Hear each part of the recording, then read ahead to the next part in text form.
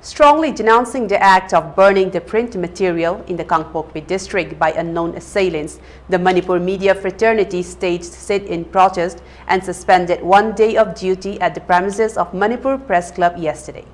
It was organized under the initiative of AMZU and EGM. The fraternity termed the unfortunate incident as an act to silence the state media, which is a complete violation of freedom of speech, of rights and expression.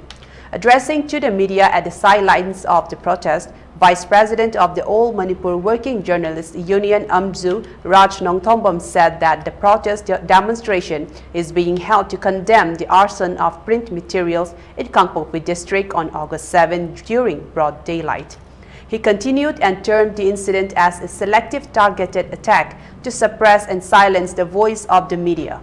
The authority concerned should take the incident very seriously, as targeting to media amounts to an attack on democracy. He also expressed his resentment over the unfortunate despite stationing security forces on the national highways. Raj also said that the media fraternity has also been urging for smooth transportation of print material along National Highways 2 and 37 since the onset of the crisis.